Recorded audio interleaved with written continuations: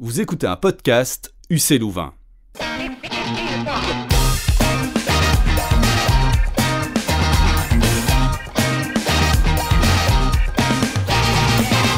Bonjour et bienvenue dans Capitaux, le podcast qui aide à comprendre, un podcast UC Louvain réalisé en partenariat avec le magazine Le Vif. Aujourd'hui, nous allons tenter de comprendre la ville de demain. Je suis Alain et à la coprésentation de ce numéro, il y a Sabrina. Bonjour Sabrina. Bonjour Alain, bonjour à tous, bonjour à toutes. Mars 2020, l'Europe se confine suite à l'arrivée du coronavirus. Partout dans les médias, on voit surgir des images de villes fantômes. On se surprend à redécouvrir nos grands espaces urbains avec un œil nouveau. Les Parisiens profitent de ce confinement forcé pour fuir la capitale française et redécouvrir la vie à la campagne.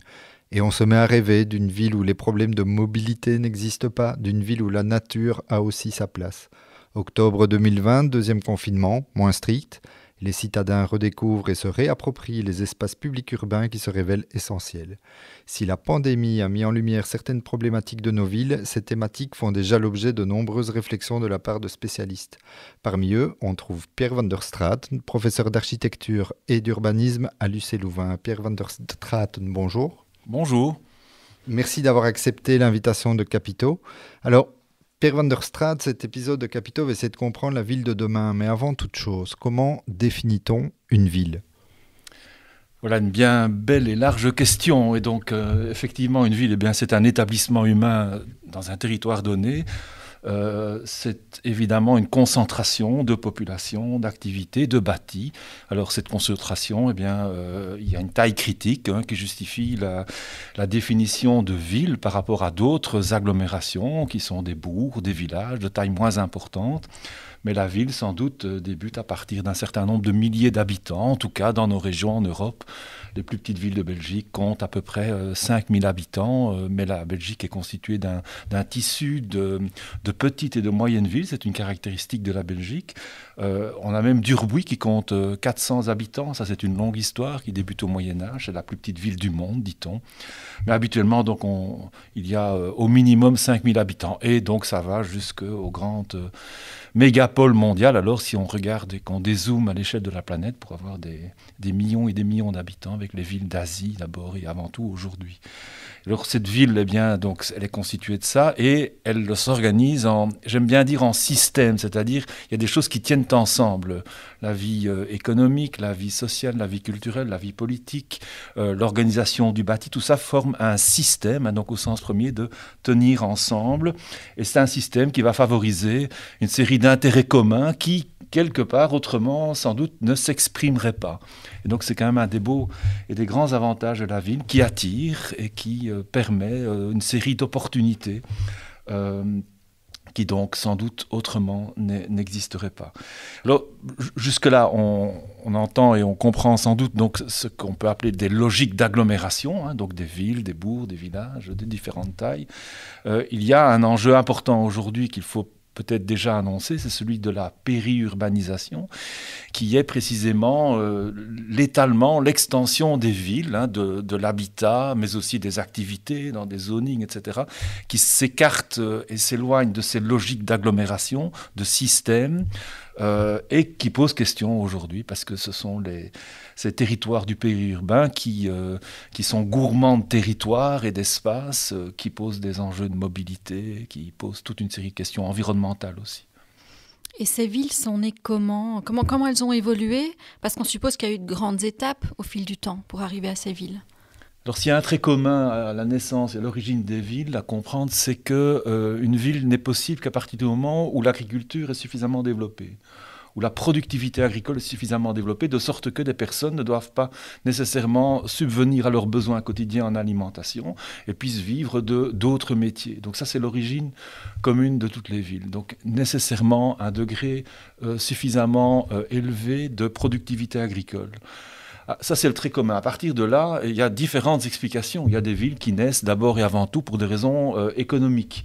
Des villes qui naissent pour des raisons militaires, politiques, culturelles, religieuses, ou parfois économiques et religieuses, etc. Et donc là, c'est évidemment une grande variété, une grande richesse liée au contexte.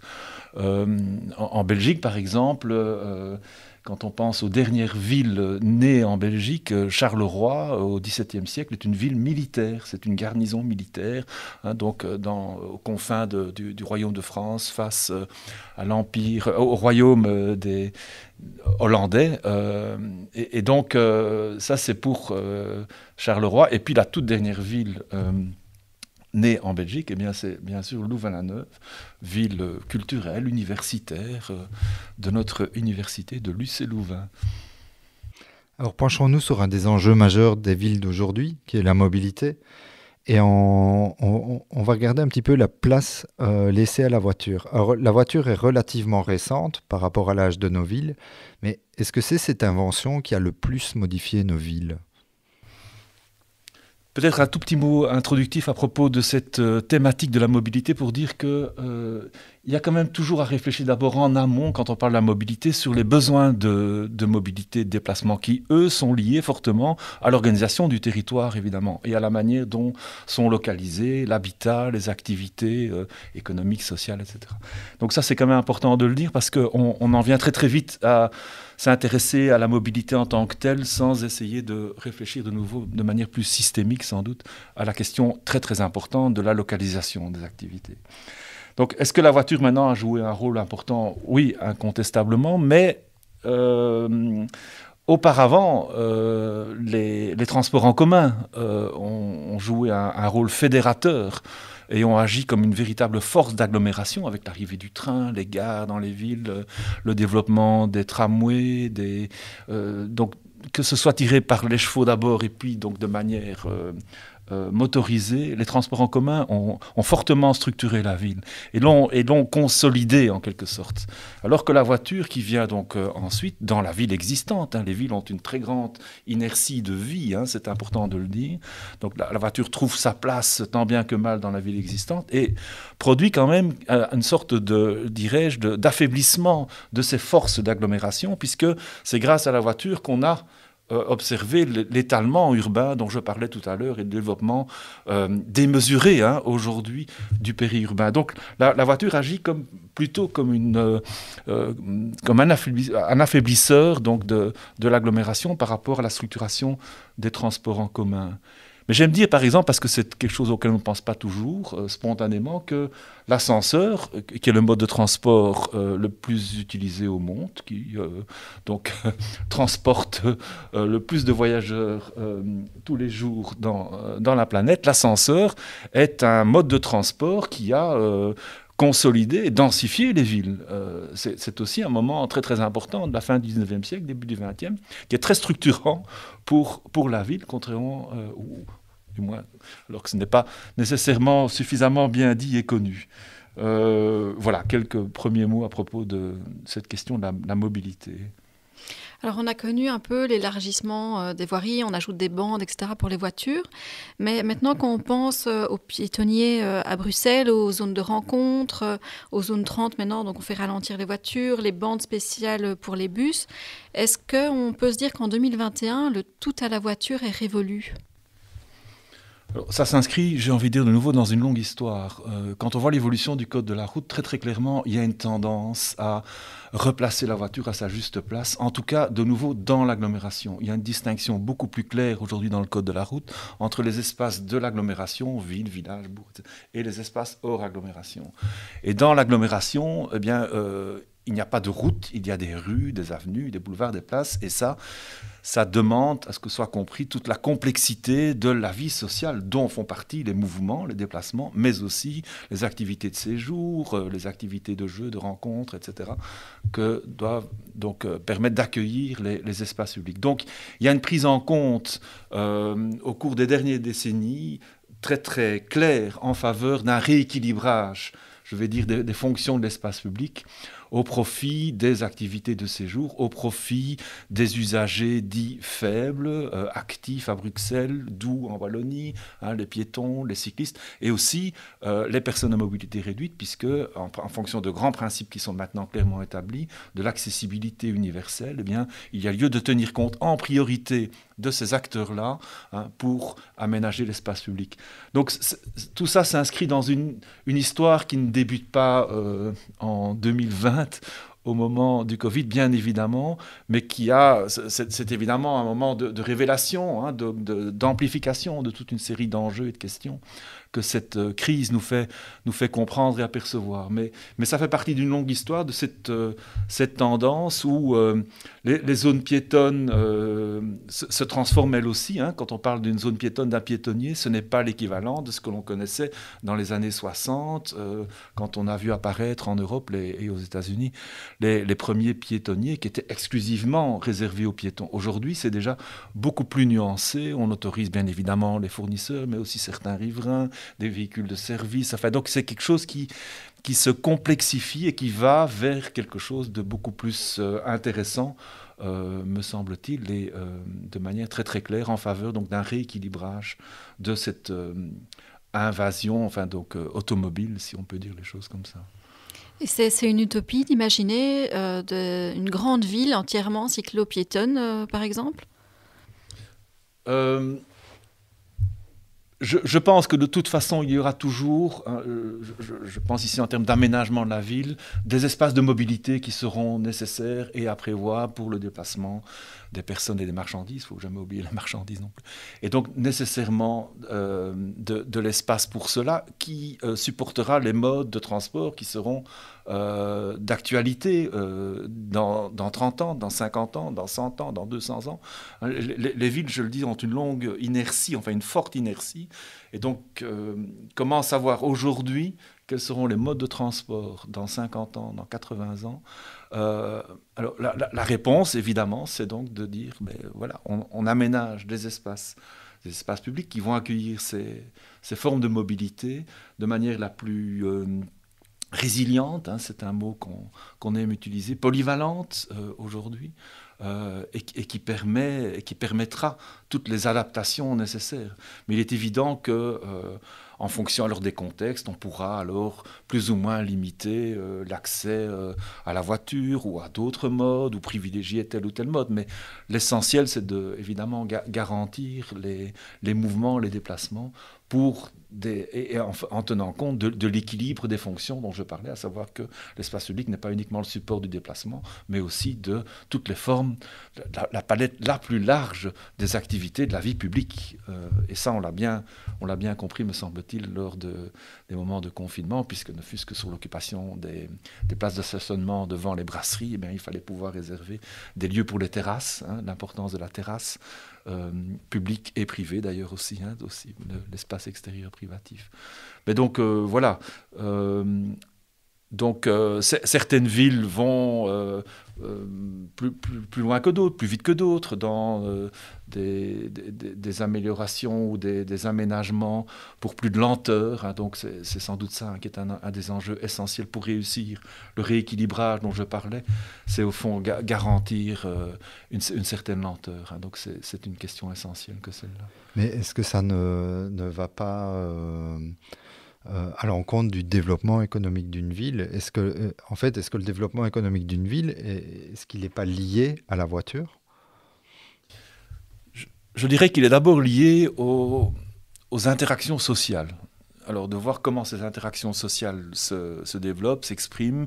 Alors, nécessairement, il y a des échanges de proximité, de distance aussi, et il faut à chaque fois évaluer quel est le meilleur mode de transport. Mais donc il n'y a pas de nécessité en faveur d'un mode de transport ou l'autre. Les voitures évoluent considérablement. Aujourd'hui, elles sont de plus en plus partagées aussi. Je crois qu'on va en reparler plus tard aussi. Et donc, il n'y a pas évidemment de lien automatique. Et donc, mais sans doute que, et comme je l'expliquais tout à l'heure, les formes d'aménagement qui étaient un petit peu radicales dans les années 60, on parlait des zones piétonnes et qui excluaient complètement la voiture, ne sont plus véritablement à l'agenda politique aujourd'hui.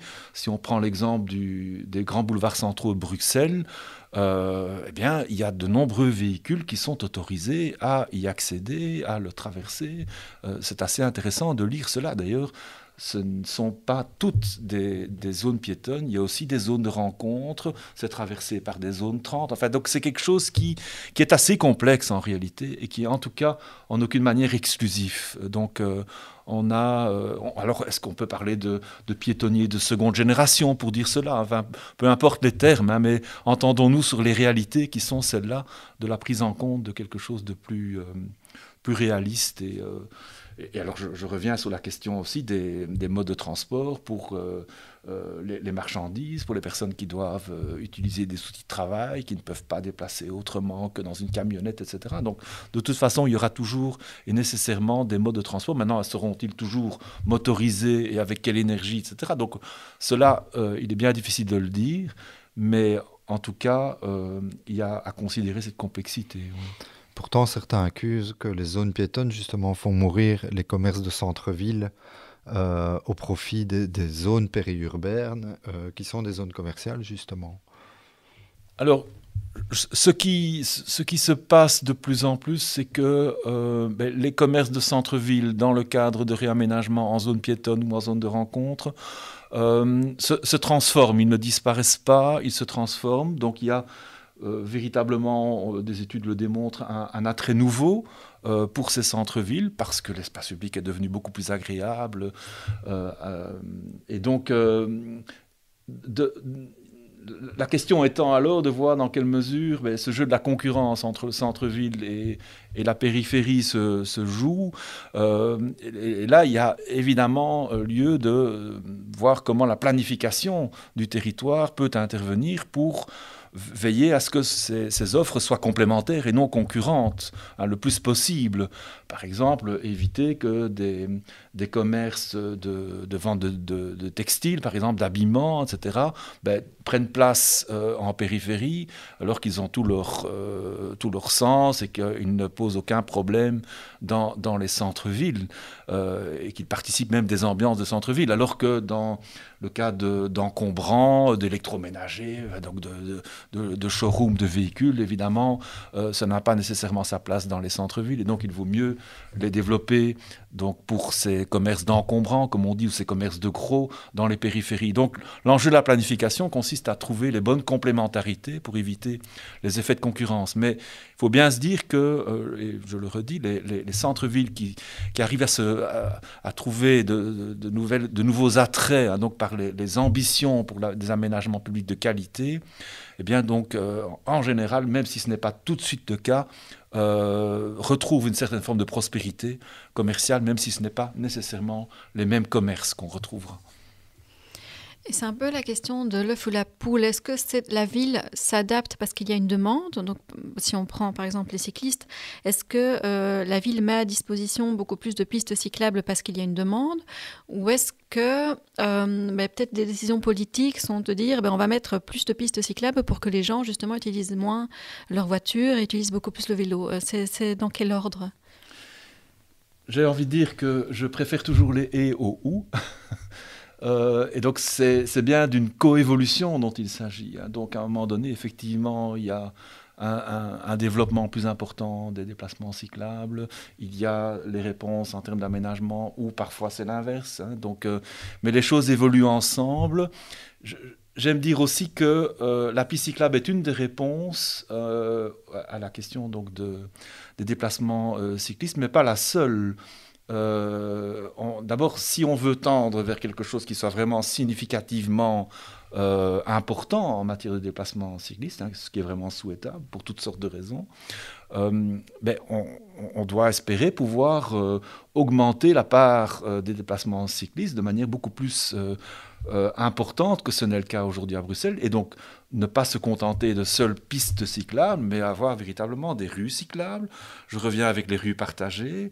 Je trouve très intéressant ce qui est en train d'être fait à Bruxelles sur les boulevards de la Petite Ceinture, où là l'aménagement de rues cyclables, hein, tronçon par tronçon, c'est en train de bien évoluer. Donc il faut donner de la place, quoi, si on veut passer des quelques 4-5% que sont les parts modales des déplacements cyclistes aujourd'hui à 20 ou 30% comme on les connaît dans certaines villes du nord de l'Europe, il faut s'en donner les moyens. Et donc l'idée du partage, je reviens avec cette notion de zone de rencontre, de partage de l'espace, est évidemment très, très pertinent par rapport à ça. Donc il faut véritablement se mettre dans l'esprit d'une nouvelle culture du partage de l'espace public pour réussir cette ville que l'on souhaite durable aujourd'hui.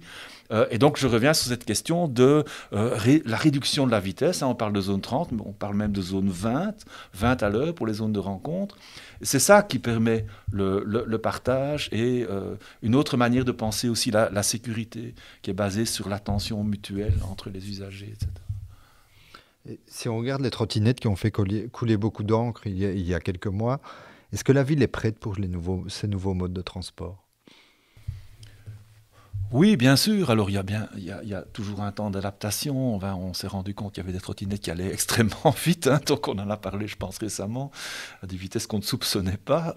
Mais de nouveau, je reviens sur la question de la lenteur. Donc, à partir du moment où une certaine lenteur est de mise, évidemment que la trottinette, toutes ces formes de micro-mobilité, partagée ou non, comme on le dit, trouvera sa place dans l'espace public. Alors il y a nécessairement un temps d'apprentissage aussi pour le stationnement, pour aussi que la ville s'équipe en fonction de, etc. Mais c'est évident que ça fera partie...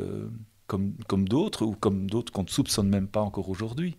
Voilà, je pense que c'est important de se dire que pour réussir la transformation des modes de transport vers plus de durabilité, il faut ouvrir très très grand la caisse à outils, le plus grand possible. Et aller rechercher même des modes anciens qu'on croyait complètement peut-être abandonnés. Le retour du cheval, par exemple, avec énormément de succès dans certains quartiers, dans certaines campagnes, pour tirer des charrettes qui vont ramasser les déchets, qui vont entretenir les parcs. Enfin, voilà, repensons à tous les modes possibles qui s'intègrent bien dans l'environnement urbain, ne sont ni polluants ni énergivores, et regardons comment faire au mieux et comment articuler tout ça au mieux, quoi. C'est ça, je pense, les voies, en tout cas, à suivre. Vous parliez tout à l'heure des transports partagés. Est-ce que les transports partagés et les transports en commun, qui sont deux choses différentes, sont nécessaires au développement d'une ville ? Donc, les transports en commun, comme je l'expliquais, depuis leur origine, ont été fédérateurs, ont structuré véritablement la ville, ont organisé les quartiers, ont presque, je dirais, dessiné la ville. Parce qu'ils fédèrent, ils rassemblent. Pour qu'un transport en commun soit viable, il faut qu'il y ait suffisamment de clients. Ce n'est pas très difficile à comprendre, et donc il faut qu'il y ait suffisamment d'activités, d'habitants, etc. Donc cette organisation-là, elle est très consubstantielle de la ville. Et donc, il est évident que, de toute façon, le partage du transport, qu'il soit organisé par des sociétés des villes ou via des sociétés privées. Aujourd'hui, d'abord, le train, au départ, était organisé par des sociétés privées aussi. Donc, tout ça est en train de croître sur le partage, avec cette idée qui est assez intéressante de ce qu'on appelle aujourd'hui le Mobility as a Service, MAAS, pour dire que ce qui compte avant tout, c'est que que chaque habitant, chaque usager puisse trouver un service de mobilité adéquat, approprié, sans devoir être propriétaire de ce mode de transport. Donc la question, c'est de pouvoir louer un service plutôt que d'être propriétaire d'une voiture, pour le dire très simplement. Et donc les politiques de mobilité innovantes aujourd'hui vont dans le sens du développement de ces mobility as a service, avec des systèmes intégrés, une carte de mobilité qui donne accès à toute une série de modes de transport, avec toutes les facilités, avec les applications qui permettent de savoir à quel moment on peut disposer d'eux, etc. Donc tout ça évolue de manière très intégrée autour de l'idée donc de l'allocation et de l'allocation d'un service. Regardons un peu la crise sanitaire que nous vivons actuellement. On a donc assisté à un déplacement des populations urbaines vers la campagne lors du premier confinement. Est-ce que c'est une tendance qui va se confirmer ?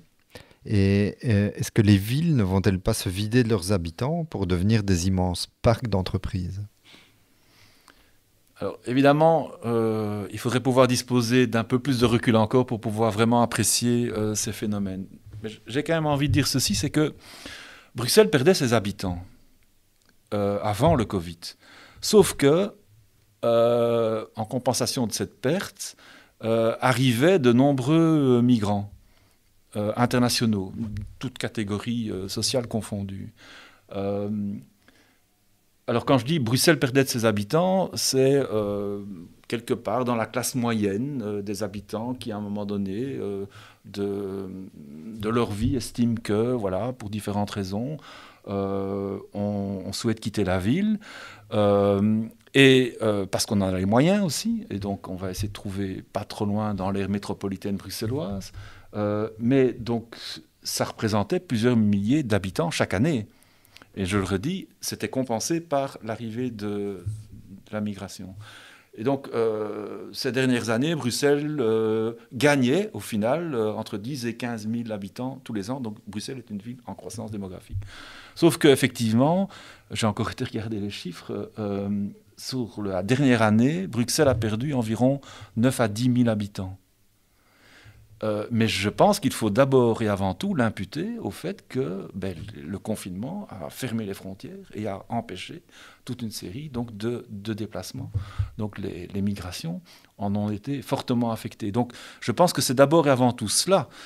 Donc je peux imaginer que certains ménages aient choisi de prendre cette décision en fonction de certains déclics qui sont produits par une prise de conscience du cadre de vie, etc., et des difficultés par rapport au télétravail, par rapport à une série de choses. Donc, c'est certainement quelque chose à considérer, mais l'un dans l'autre, je serais très prudent par rapport à une sorte de nouvel exode urbain ou quelque chose comme ça. Je crois qu'on ne peut pas encore parler de ça. Il faut bien se rendre compte aussi que l'Europe impose à tous ses pays membres de freiner l'urbanisation. Donc, dans la perspective de la neutralité carbone de 2050, il y a des impositions très très claires sur la manière de freiner l'artificialisation des sols. Et déjà la Flandre, mais aujourd'hui la Wallonie, réfléchissent intensément donc à la manière de limiter les extensions de l'urbanisation avec le fameux stop béton, comme on l'appelle parfois en Flandre. La Wallonie est confrontée à ce défi-là. Imposition européenne, elle devra prendre une série de mesures, de dispositions qui, à un moment donné, devront nécessairement limiter donc, les possibilités d'extension. Donc, ça complète ma réponse, puisque, en parlant d'exode urbain, la facilité avec laquelle on a pu s'installer peut-être au cours des dernières décennies en dehors des villes n'est plus la même. Elle ne sera plus la même. Toujours dans le contexte de la crise sanitaire, est-ce que l'aménagement urbain de demain sera dicté par les fameux gestes barrières? Donc, est-ce que, par exemple, les bancs tiendront compte de la distanciation physique, les trottoirs peut-être plus larges pour pouvoir se croiser? Vous parliez des terrasses tout à l'heure, voilà, une plus grande place pour les terrasses. Est-ce que tout ça va être dicté par ce qu'on est en train de vivre aujourd'hui? Oui, effectivement. Moi, j'étais très intéressé, par exemple, de voir que la ville de Bruxelles a décidé, durant les mois de printemps et d'été, donc l'année passée, d'organiser tout son centre historique en zone de rencontre. Je ne sais pas si ça a été assez su, assez dit, assez communiqué, mais en tout cas, tout le centre, tout le Pentagone était une grande zone de rencontre. Ça signifie très concrètement que les piétons avaient le droit de marcher au milieu de la rue, comme on dit. Donc, c'était bien ça dont il s'agissait. Alors, c'est dire que il fallait, il me semble-t-il, c'était tout à fait pertinent, trouver davantage d'espace disponible pour accueillir les activités de terrasse, de séjour extérieur, puisqu'il fallait davantage séjourner à l'extérieur, permettre la récréation dans des quartiers densément habités, qui ne disposent pas toujours d'espaces privatifs extérieurs. Donc tout ça était très, très juste et très pertinent. Et voilà, j'attends là aussi les enseignements que l'on pourrait retirer de ce type d'expérience qui vont dans le sens donc, de mieux partager, je reviens, l'espace public et de donner davantage donc, de place pour faciliter les distances. Donc c'était ça la question, tout simplement au départ. Ne pas encombrer les trottoirs et donc donner davantage de place aux piétons qui reprennent place, comme ça a été le cas jusque en 1830. Hein, enfin, je veux dire, pendant les siècles, tous les siècles de l'histoire des villes, les piétons marchaient au milieu de la rue. Ce n'est qu'à partir, en réalité, de 1936. Oui, quand je dis 1830, c'est pas tout à fait exact. Il y a plusieurs dates, mais les premiers trottoirs à Bruxelles apparaissent à la fin du XVIIIe siècle. Mais pour autant, les piétons empruntaient encore la chaussée. Et c'est en 1936 seulement que 2 lois en Belgique sont votées. La première, donc, à 2 semaines d'intervalle. La première interdit aux piétons d'emprunter la chaussée. Tout le monde sur le trottoir. Et s'il faut traverser, vous empruntez les passages piétons prévus à cet effet. Vous ne prenez pas la grande diagonale. Et deuxième loi, le stationnement est autorisé en voirie. Jusqu'alors, on ne stationnait pas en voirie. On rentrait son cheval chez soi. Et donc ça, c'est un moment charnière dans les usages, la représentation, enfin tout ce qui se passe dans l'espace public et qui va d'ailleurs permettre l'invasion automobile dont je parlais tout à l'heure. Mais donc, quelque part, voilà, c'est pour raconter cette histoire en très raccourci, pour donner à comprendre que c'est quelque chose qui revient aujourd'hui autrement, dans un autre contexte, etc. Mais le fait que le piéton reprend le milieu de la chaussée, c'est une très très vieille histoire en réalité. D'ailleurs, ce sont les enfants qui ont le plus réagi en 1936, parce que ça s'est passé en Belgique, mais ça s'est passé dans la plupart des autres pays occidentaux à cette même époque, et qui ont réagi parce qu'ils se sentaient véritablement dépossédés de leur terrain d'aventure, de leur espace de jeu, de leur espace d'autonomie, etc. Et donc c'était très intéressant d'observer les réactions des jeunes et des enfants par rapport à cette dépossession de leur espace. Voilà. Mais donc, pour revenir à cette question des distances, moi je pense qu'un geste barrière, d'une certaine manière, c'est le télétravail. Le télétravail, c'est une mise à distance, et donc cette question-là, à mon avis, elle est assez centrale. Qu'est-ce qui va rester du télétravail ? Je pense qu'on se la pose tous. Comment est-ce que le travail va retrouver une place chez soi, ce qui va changer la conception de l'habitat, chez ses voisins, dans des espaces de coworking du quartier, dans des espaces, des tiers-lieux de la ville. Enfin, comment est-ce que tout ça va se réorganiser ? Ça, c'est une question très très intéressante, me semble-t-il, quand on parle donc des gestes barrières et de leur implication sur l'organisation de la ville. On parle de la réappropriation de l'espace public. On a vu ces dernières semaines aussi la réappropriation des espaces verts. C'est une invitation à les préserver, à les étendre, mais est-ce que c'est réalisable en 2021 où chaque mètre carré est valorisé en habitation ou en espace de bureau ? Alors, c'est une question essentielle, hein, mais de nouveau qui n'est pas nouvelle. Hein. Je parlais du rééquilibrage des fonctions de l'espace public. De nouveau, dans les rapports ville-nature, il y a des rééquilibrages qui sont indispensables pour toutes sortes de raisons. Hein. Donc, parmi les principales, la biodiversité est trop menacée. Il y a la gestion des crues et des inondations. Il y a la gestion des îlots de chaleur. Hein, donc on le sait, c'est essentiel d'arriver à rafraîchir les villes et surtout les centres des villes, hein, qui sont de véritables fours urbains durant les périodes caniculaires, là où précisément, dans nos villes, en tout cas en Belgique, habitent de nombreuses couches de la population défavorisées. Dans les quartiers populaires du centre-ville, c'est véritablement un enjeu majeur. Il y a des différences de température de l'ordre de 5 à 6 degrés les soirs d'été entre donc les quartiers centraux et les périphéries, les premières campagnes autour de Bruxelles. Donc ça, ce sont des enjeux de santé publique. Donc ça, c'est quelque chose que l'on sait, qui est en cours de préparation. Donc on considère ça très très clairement aujourd'hui dans la planification. Il y a des enjeux de récréation, j'en ai parlé aussi, mais donc qui plaident en faveur de une plus grande présence donc des espaces verts, comme on les qualifie généralement. Alors où les faire ? D'abord, Bruxelles n'est pas en reste. Il y a quand même des réseaux de parcs qui ont été aménagés de grande qualité. Peut-être que précisément, il faut mieux mailler ces parcs entre eux. Ça, c'est un enjeu important. Mais il faut aussi augmenter les parcs, les jardins, et à commencer par les quartiers centraux, principalement là où il y a de grandes friches, des terrains inutilisés, des friches ferroviaires par exemple. Hein, il y a plusieurs quartiers qui envisagent cela aujourd'hui à Bruxelles, mais aussi sur les toits. Hein, il y a des impositions aujourd'hui, vous ne faites plus un toit plat à Bruxelles d'une certaine taille sans que ne soit imposé l'aménagement d'une toiture verte. sur les façades, pourquoi pas, des jardins entre façades, dans des rues étroites, dans des opérations d'aménagement d'intérieur d'îlots, où on va essayer de réaménager les choses pour dégager des bâtiments totalement inoccupés et de mauvaise qualité pour de nouveau désimperméabiliser les sols de l'intérieur d'îlots et contribuer aussi au rafraîchissement général, à l'accueil de la faune, de la flore. Donc il y a vraiment tout un travail considérable.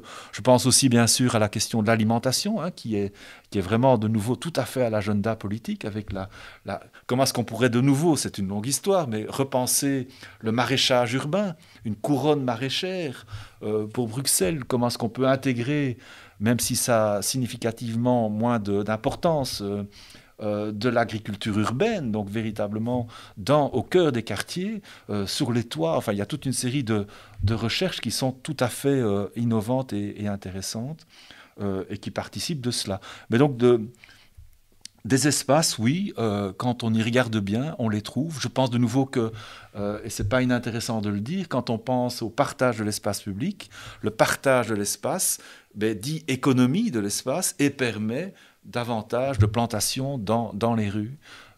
Ça va aussi dans ce sens-là, pour accueillir des noues qui vont recueillir, par exemple, les eaux de pluie, plutôt que d'envoyer les eaux de pluie dans un réseau d'égouttage qui est souvent surchargé et qui produit des inondations en aval. Autant retenir les eaux de pluie le plus en amont, donc de sorte à retrouver au plus près le cycle naturel des eaux. C'est un des objectifs importants dans les aménagements d'espaces publics. Donc tout ça participe de ces recherches de donner une présence beaucoup plus affirmée aux natures urbaines, et j'ai envie de dire avec un grand S pour dire que c'est au pluriel, quoi. Alors vous parlez du partage de l'espace. Au niveau des aménagements urbains, est-ce que les villes sont pensées pour la cohabitation? On pense par exemple cohabitation entre les jeunes et les seniors, la cohabitation avec les PMR, les personnes à mobilité réduite par exemple. Est-ce que tout ça est pensé dans la ville et est-ce que tout ça sera pensé dans la ville de demain? Alors la coexistence des générations, la cohabitation, c'est évidemment un enjeu qui est omniprésent, je veux dire, dans les aménagements, en tout cas d'espaces publics, mais des espaces de quartier. J'ai parlé tout à l'heure de l'accessibilité universelle, qui est inscrite dans le code, dans les mesures qui doivent être mises en œuvre pour parler donc de l'accès des personnes à mobilité réduite. L'accès des personnes à mobilité réduite à Bruxelles, c'est entre 35 et 42%. Enfin, il y a différents chiffres qui sont avancés, mais donc c'est considérable. Les personnes à mobilité réduite, ça peut être vous comme moi, à un moment donné, donc une difficulté de se déplacer temporaire, mais donc c'est évidemment quelque chose qui est, me semble-t-il, vraiment bien acquis aujourd'hui, même s'il y a encore du travail. Je pense par exemple à la transformation de stations de métro, qui doivent être adaptées pour répondre aux normes actuelles, avec un ascenseur par station, etc. Donc ça, c'est une première chose. Alors quand on parle donc des... Et puis, c'est important de dire qu'à partir du moment où on réussit ça, eh bien, ça vaut pour tous, évidemment. Donc, ça vaut pour tous et ça vaut aussi pour les petits-enfants. Parce que vous parliez des jeunes. Moi, je suis plus inquiet pour les enfants que pour les jeunes. Les jeunes sont attirés par la ville. Ils sont présents. La ville événementielle, tout ça, c'est quelque chose d'absolument attrayant, mais la place des jeunes enfants, elle, reste problématique, le rapport de l'enfant à la ville. Donc comment faire en sorte que dès le plus jeune âge, l'enfant puisse se rendre, par exemple, de manière relativement autonome jusqu'à l'école, ou vivre dans des espaces de voisinage, des relations avec ses pairs. C'est quand même un moment essentiel dans la croissance d'un enfant que de pouvoir vivre ça, de pouvoir développer son autonomie, de pouvoir apprendre les règles du jeu, c'est apprendre les compétences sociales. Enfin, tout ça, ça se construit lentement, d'année en année, dans la ville, dans le quartier. Et donc, est-ce que la ville autorise ça? Donc, je parlais tout à l'heure à dessein d'ailleurs de ce que les enfants avaient fortement résisté au moment de l'envahissement, enfin qui s'annonçait à ce moment-là, de la voiture en ville. parce que c'est quelque chose qui était essentiel. Donc là, je pense qu'il y a vraiment un travail important, parce qu'ils sont un petit peu sans voix aussi dans les concertations publiques, dans les débats. Mais il faut à un moment donné leur donner la parole. Et donc, il y a quand même de belles initiatives dans ce sens. Et je crois que c'est vraiment un enjeu essentiel, parce que ce sont les enfants qui seront les inventeurs, les poètes des villes de demain. Donc, et ça se nourrit depuis la plus tendre enfance, quoi. On va parler attractivité touristique de nos grandes villes. Est-ce que les grands chantiers comme la gare de Mons ou celle de Liège ou encore le téléphérique à Namur attirent vraiment le public et sont un vecteur d'activité économique pour ces villes? Et deuxième sous-question, est-ce que ces grands chantiers ne se font pas au détriment de la conservation du patrimoine? Alors, de nouveau, j'ai envie de replacer les choses dans l'histoire, pour dire que encore au début du XXe siècle, mais jusqu'au milieu du XXe siècle, hein, enfin, s'il faut situer ça dans le temps, le développement des villes se faisait de la manière suivante. On attirait d'abord des investisseurs, des grandes entreprises, des acteurs économiques, hein, qui développaient ces activités économiques. Et puis ensuite, quand la ville commençait à prospérer, eh bien, on pouvait penser à développer des activités sociales, culturelles, de l'enseignement de qualité, des soins de qualité. Enfin, donc, voilà, les choses se faisaient dans cet ordre-là. Depuis, je vais dire, l'accélération de la mondialisation et l'effet de concurrence exacerbée entre les villes, les choses se sont déplacées. Et en réalité, les stratégies des villes aujourd'hui consistent à d'abord créer quelque chose, un événement, installer un grand musée, une belle gare, une signature avec évidemment un architecte star qui va garantir ça, qui est censé faire venir le public, des habitants, de jeunes actifs, innovants, etc. Et l'espoir, c'est qu'à partir de là, on développe les activités économiques. Mais donc, on va dans l'autre sens. Le schéma, c'est d'inverser. Il faut d'abord proposer quelque chose de très attrayant, de très qualitatif, pour faire venir. C'est l'histoire de Liège. Liège a été une très grande ville durant la période industrielle, et puis il y a eu ce moment dans les années 60-70 de désindustrialisation, 70-80, et donc Liège doit se réinventer un nouvel avenir aujourd'hui pour son développement, et donc mise notamment sur un grand équipement comme celui de la gare de Calatrava. Alors, Mons, quelque part, peut-être aussi, j'aime dire quand même que pour la gare de Mons, indépendamment de tout ce qu'on peut penser sur l'esthétique ou sur la pertinence ou le respect du patrimoine, on pourra y revenir, c'est quand même d'abord plus qu'une gare, Mons, par exemple, mais peut-être que Liège aussi, en réalité. C'est d'abord et avant tout un grand trait d'union entre la ville historique et les Grands Prés, qui est le nouveau quartier de Mons qui prend de plus en plus d'importance. Et donc c'est quand même un grand passage au-dessus du chemin de fer qui est aménagé en même temps qu'on fait la gare. Donc c'est plus qu'une gare. C'est quand même important de le dire, pour dire que c'est intégré dans une vision, une ambition d'un développement de ville qui est plus important.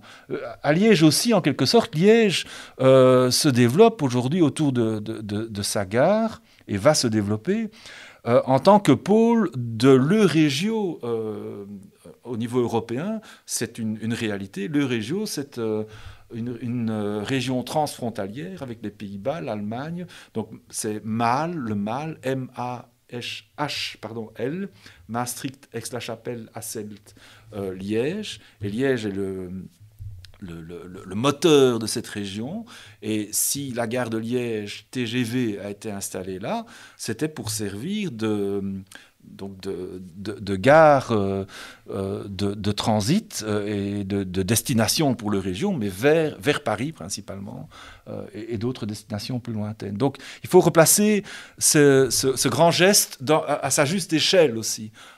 C'est important de le dire. Mais donc voilà, quelques réflexions à propos de ça. Alors, est-ce que est-ce que ça met en cause le patrimoine?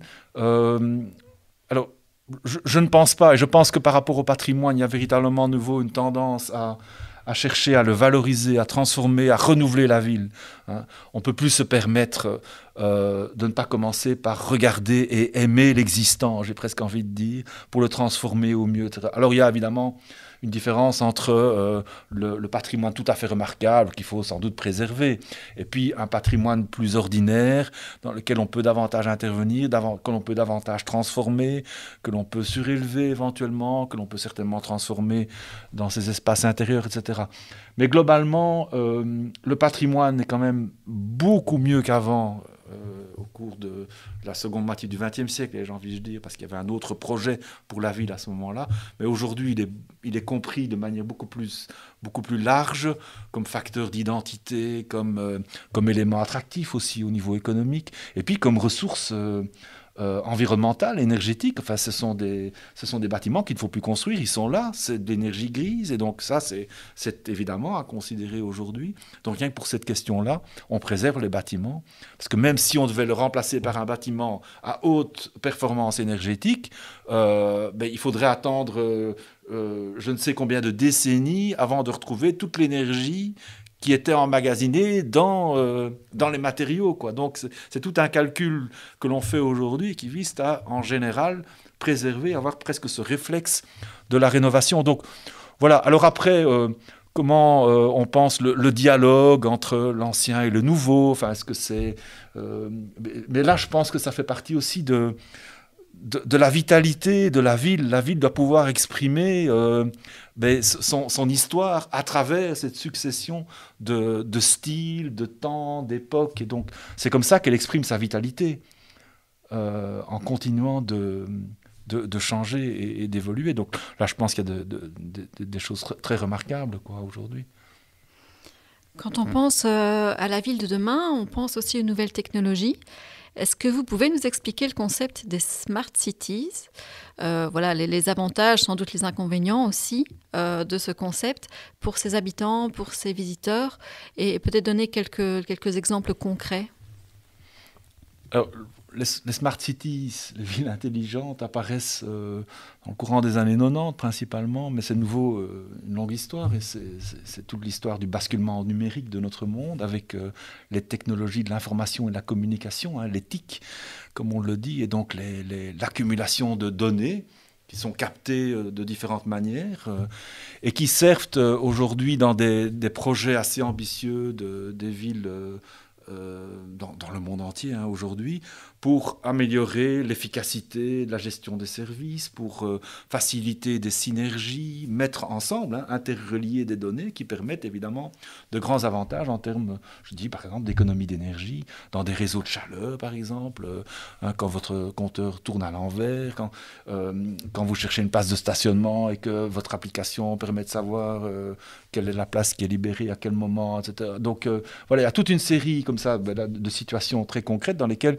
on se rend compte que la mise en commun et l'interrelation entre de très très nombreuses données aide évidemment. On n'a jamais eu autant de connaissances sur la ville qu'aujourd'hui, grâce à ces banques de données, grâce à toutes les cartographies que l'on a pu établir sur base de ces données. Enfin, c'est quelque chose qui est quand même très très remarquable. Alors ça, c'est une chose.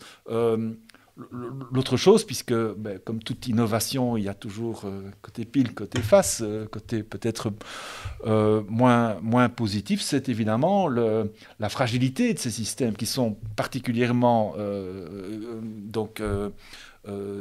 connectés et donc susceptibles de piratage, par exemple, ou...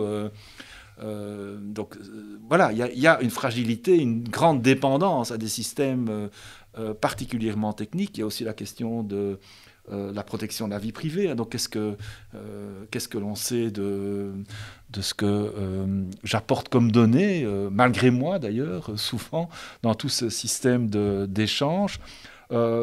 Aussi, moi, je pense ça pourrait mener à des formes de déresponsabilisation des habitants, des usagers qui, voyant que les choses s'organisent de manière assez automatique, comme ça, se sentent un petit peu dépossédés ou se désintéressent des questions dans lesquelles il y aurait peut-être lieu de s'investir davantage. Donc cette idée de la déresponsabilisation, quand les techniques dépassent trop peut-être les capacités humaines aussi, pose quand même un certain nombre de questions.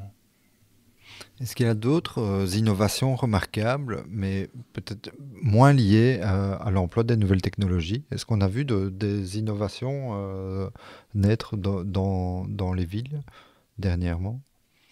Oui, moi je pense que dans toute une série de domaines, si on réfléchit à ce qui se passe, par exemple, autour du retour des communs, je reviens sur la notion de partage, mais dans l'habitat, par exemple, de nouvelles formes d'habitat, avec les community land trusts, avec des recherches de logements kangourous, les agences immobilières sociales. Enfin, il y a toute une série de systèmes qui sont réfléchis, le retour de certaines coopératives, des formes de mutualisation, donc des recherches très intéressantes dans le domaine donc, du logement, mais aussi, je parlais des tiers-lieux, du coworking, etc., dans le domaine du travail.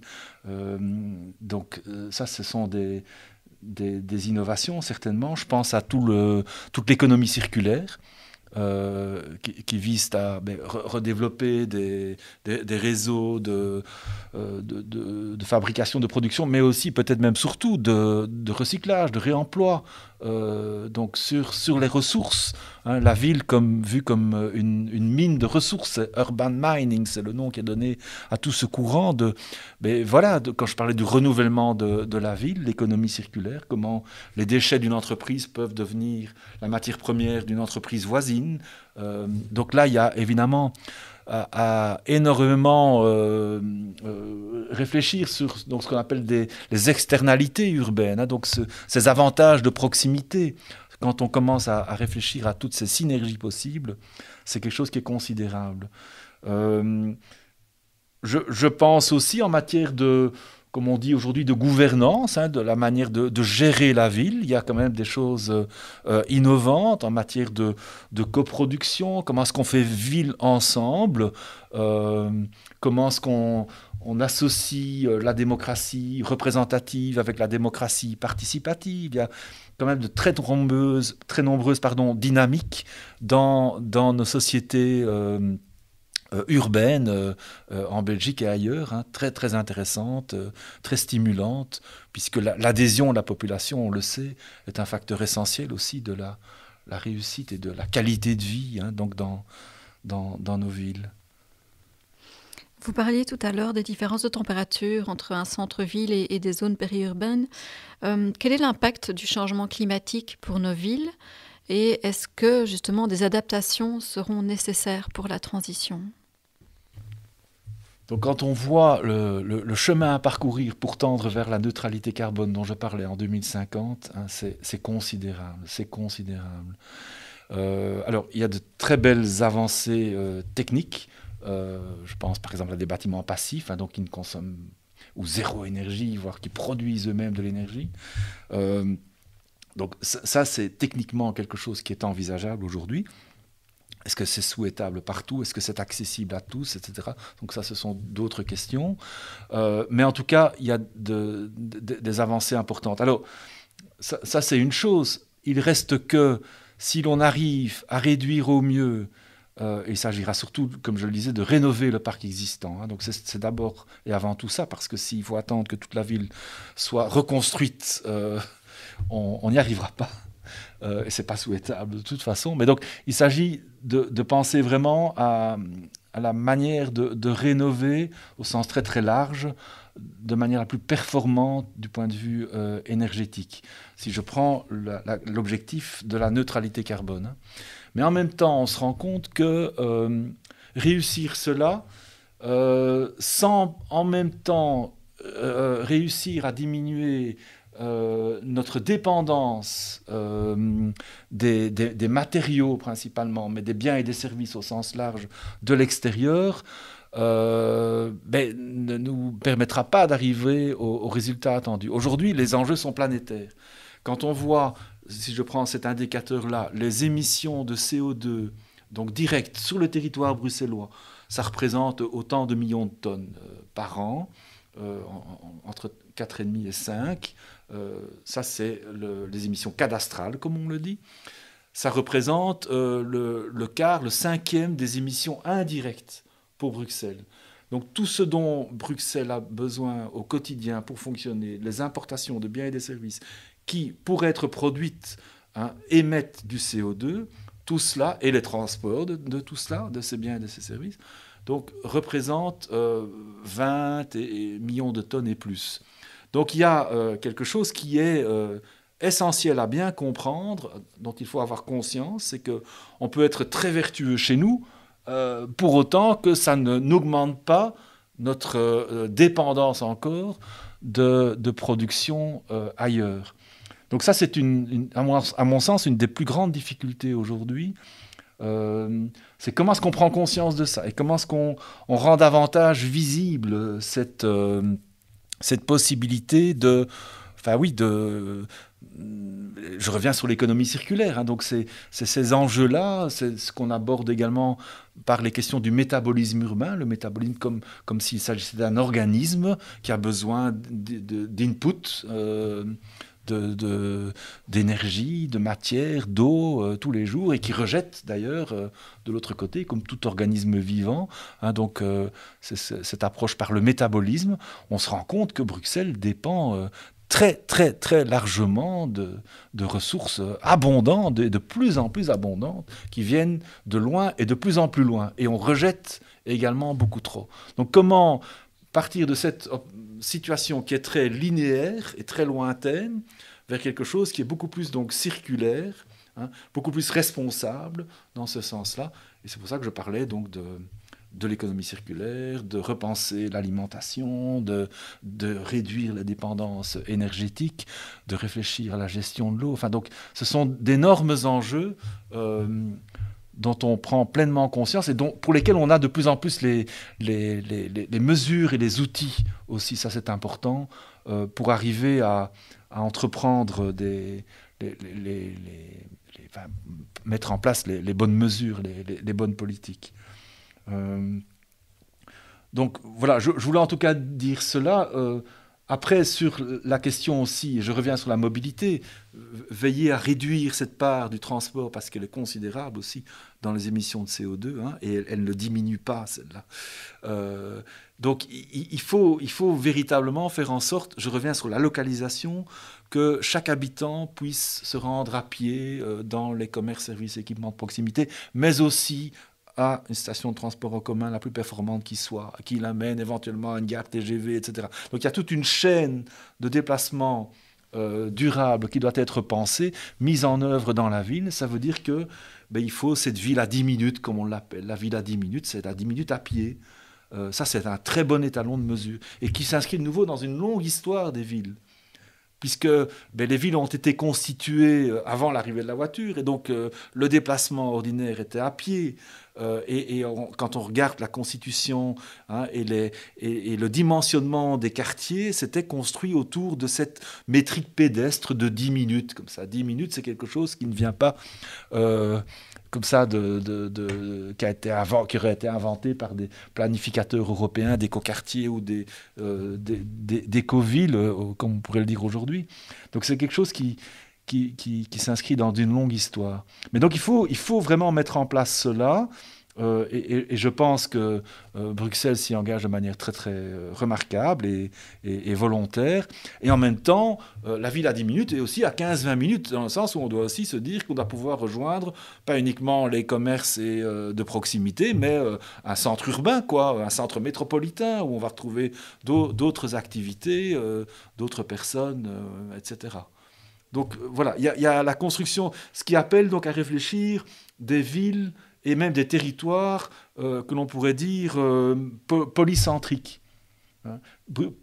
Bruxelles est peut-être trop encore monocentrique, hein, et puis à partir de ce centre historique où se retrouvent de très très nombreuses fonctions et activités, on a le développement de nombreux quartiers. Il faudrait qu'on puisse retrouver dans l'ensemble du territoire régional, puisque la ville grandit aussi, d'autres centres d'importance régionale, mais c'est ce qui est en train de se planifier du reste pour réussir cela. Et alors ces centres régionaux vont être je vais dire, armaturé par le réseau de transport en commun, qui est bien développé à Bruxelles, hein, et qui est encore en cours de développement. Donc on l'entend, on a parlé de plein de sujets, on a parlé mobilité, énergie, gestion de l'eau, agriculture, urbanisme. En fait, la ville de demain, elle doit être pensée de manière pluridisciplinaire, transdisciplinaire. Comment ça s'organise? Donc c'est vrai qu'ici à l'UC Louvain, on a mis sur pied le Louvain Force City, mais comment concrètement tous ces métiers, toutes ces disciplines peuvent travailler ensemble à la ville de demain? C'est sans doute le plus grand défi intellectuel, hein. C'est celui du croisement des savoirs. Comme je le disais, ce qui est à mon avis remarquable aujourd'hui, c'est qu'on dispose d'une masse de connaissances, hein, comme on n'a sans doute jamais eu auparavant, mais à la fois sans doute encore trop organisé en silo, hein. Et donc c'est bien ça la question, c'est comment se faire croiser, penser les interrelations, la pensée systémique, hein, j'ai évoqué ça tout à l'heure. Et donc effectivement, les recherches qui vont mêler les différents secteurs de notre université, je pense par exemple aux enjeux de la santé, entre la santé et les milieux habités, aussi bien le logement que l'espace de la ville, hein. Donc il y a énormément de connaissances à développer. Donc c'est tout à fait intéressant, hein, cette histoire des rapports entre santé et milieu habité, qui ne date pas d'hier, hein, puisque le monde a connu de nombreuses épidémie déjà par le passé, a réagi d'ailleurs avec, au cours du 19e siècle, début du 20e siècle, l'hygiénisme, hein, qui a fortement contribué à améliorer par exemple la santé publique en réduisant pratiquement à rien les maladies infectieuses. Aujourd'hui on se rend compte que c'est en train de repartir, on pensait qu'on en était débarrassé, qu'on n'aurait plus que des maladies chroniques et non transmissibles, les maladies dites du mode de vie, mais ce n'est pas le cas. Et on annonce d'autres épidémies. Donc ça appelle de nombreuses recherches, hein. On a parlé tout à l'heure des gestes barrières, mais on sait par exemple sur la question de la ventilation, on va devoir vraiment beaucoup réfléchir et d'aller le plus possible vers de la ventilation naturelle dans les espaces intérieurs pour éviter les consommations énergétiques aussi. Donc comment est-ce qu'on... Et là aussi, il faut peut-être se renourrir des traditions anciennes. Enfin, donc voilà, il y a de très beaux champs d'investigation et de recherche, et donc les Louvains Forts servent évidemment à provoquer, à stimuler ces rencontres. Moi, je crois que, par ailleurs, au-delà donc des activités de recherche, dans les activités d'enseignement, je suis très intéressé d'entendre qu'il y a de nombreuses initiatives de décloisonnement aussi, de propositions de formation interdisciplinaire en Europe et même dans notre université, puisque en ESPO, par exemple, il y a un cycle de bachelier en sciences philosophiques, politiques et économiques qui a été ouvert l'année passée, ou il y a 2 ans, c'est tout à fait récent, et qui témoigne de tout ce courant. C'est un des tout grands défis, je pense, pour le développement de nos sciences, que de développer cette pensée transversale et interdisciplinaire, notamment aussi dans les doctorats. Enfin, il faut vraiment que ça avance, quoi. Pour conclure cet échange, on l'a vu, hein, la ville est l'objet de grands enjeux. Est-ce qu'on n'est pas en train de négliger les populations rurales ? Alors, il faut d'abord s'entendre sur ce qu'on appelle une population rurale, parce qu'une population rurale, qui habite les villages aujourd'hui, de moins en moins les agriculteurs. Donc les villages sont de plus en plus résidentialisés, comme on dit chez nous. La part de la population active dans le secteur agricole et sylvicole, c'est 1,5%. Et encore, je suis peut-être généreux, je ne sais pas. Donc c'est presque plus rien. Donc on le doit à un énorme progrès dans la productivité agricole, mais on sait aussi toutes les limites de cela. Et donc, voilà, ça c'est une première remarque quand on parle des populations rurales. De toute façon, je suis personnellement convaincu que l'avenir des villes et l'avenir des campagnes se joue de manière indissociable. Donc il y a de nouvelles alliances à réfléchir entre ville et nature. Et j'ai déjà évoqué ces enjeux de biodiversité, de la ceinture maraîchère, de la gestion des eaux, le puits de carbone, parce que pour réussir la neutralité carbone, il faut planter des arbres.